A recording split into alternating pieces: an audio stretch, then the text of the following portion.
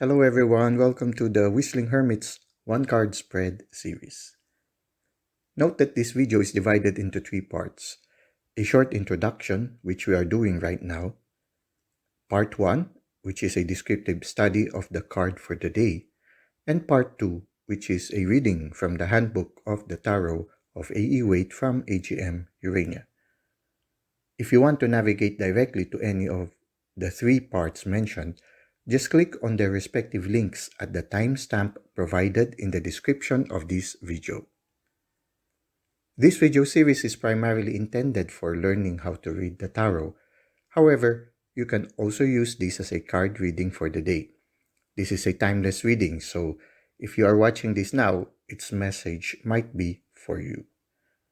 In this series, we will be using the Giant Rider Waite Tarot deck. We will also be using the Handbook of the Tarot of A.E. Waite from AGM Urania. The first part of the video will be a descriptive study of a specific card in the tarot. We will describe what we see and the insights and feelings we gather from what we see. Now, the first part is characterized by spontaneity. We allow the cards to speak to us regardless of the generally accepted meaning of the card. By doing this, we hope to increase our intuitive capacity for reading the tarot cards. In the second part, we will be reading the description of the card taken from the booklet of the Tarot of A.E. Waite by AGM Urania. If you intend to use this as a timeless reading, you can randomly choose any card in the series that resonates with you. An alternative approach is to shuffle a Rider Waite Tarot deck and pick a card randomly. You can then choose the card in the video series that corresponds to the card you picked. Note that this series is a work in progress and it might take some time for the 78 cards to be completely read. So, without any further delay, let us proceed to the card for the day.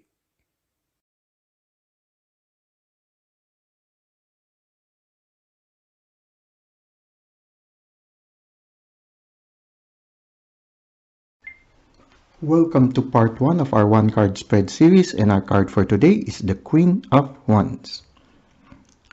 Of all the queens that we just studied, this is the only one with the cat in front of her. And the cat seems to be very vigilant, as if watching us closely, as if he's guarding the queen. There is a certain bond between the queen and the cat.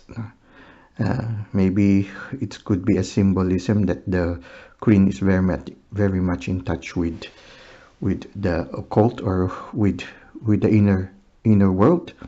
It can be also that she is very much in touch also with nature. Yeah. And behind her is a sort of like a veil, very much like the veil of the high priestess. No, there is seems to be a veil, as if something is hidden behind. No, so yeah, this is another suggestion that the queen is in touch with the inner world, something that is mystical, something that is magical, and she is hiding it behind. And at the same time, there are sunflowers on the veil, and she's holding also a big sunflower. It's like very similar also to the card, Major Arcana card, which is the sun. The sunflower gazes upon the sun. When the sun rises, the sunflower faces the sun. As the sun goes to noontime, the gaze of the sunflower follows the sun. Until sunset, the sunflower also follows the sun. And like any flower, at the end of the day, when the sun disappears, it closes itself. So somehow when you look at it, it's also a symbolism of gazing upon the divine. For me, it's a symbolism that she values having a very close relationship with the divine. And that she is, her awareness of the divine and of the inner world is almost constant, just like a sunflower that follows with its gaze the sun as it goes through its course. So somehow, yes, this person seems to, in a certain sense, also this person somehow glows, no? And so her source of inspiration, source of strength, her attention in her daily and hourly and constant experiences in life is always with the presence of the awareness of the divine and the spiritual. And at the same time, you see her holding this wand.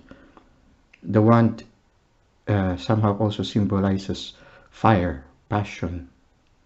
So this is a person who does things also with passion and with really a lot of devotion and dedication. And somehow you see this, it's productive. There are shoots coming out from the wand, and so yeah, so somehow this could also show, and also like the sunflowers could also show fruits of her interior journeys. Behind her, no, is a clear sky. At the same time, it's, I don't know if this is a desert or something. No, not much vegetation, but the veil shows mystery behind. So I guess when I look at it, symbols show that this person has mystical inclinations. And if it is an aspect of your life, it's a symbolism that mysticism is already becoming part of your daily life. Awareness of the divine is already accompanying your daily activities. At the same time, it's, if somebody is about to enter into your life, it could be somebody who is also intuitive, somebody who is mystical, somebody who is in touch with the divine. And it is nice also when a queen takes care of a certain empire, or a person who could be represented by this card is taking care of a company or a family or whatever it is. It's very consoling to know that they are constantly guided by something spiritual, by the awareness of the divine. Well, for now, that is what I could get from this card. Let us now go to part 2 of the one card spread series on the Queen of Wands.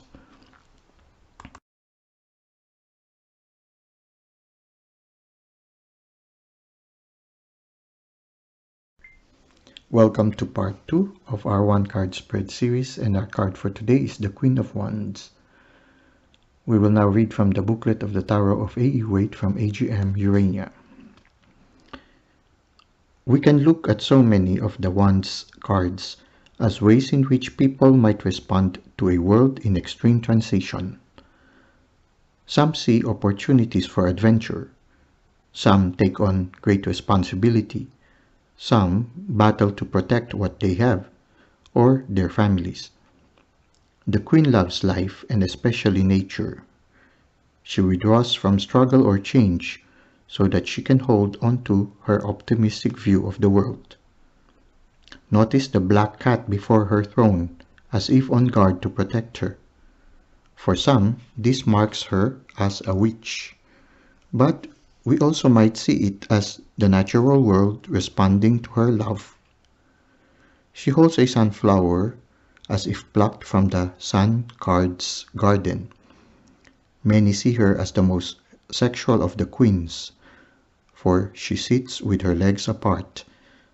While she may enjoy sex, she doesn't seem eager for a relationship. It would only complicate her simple life. Divinatory meanings: love of life, simplicity. Sexual energy, but not in search of relationship. Warning, advice. Life challenges her, pushes her to get involved with others. She can be good in a crisis, but not an extended difficulty. Action: a time to love life and keep everything simple. Well, that concludes our card for the day, which is the Queen of Wands, and this is part 2. Until next time, have a great day.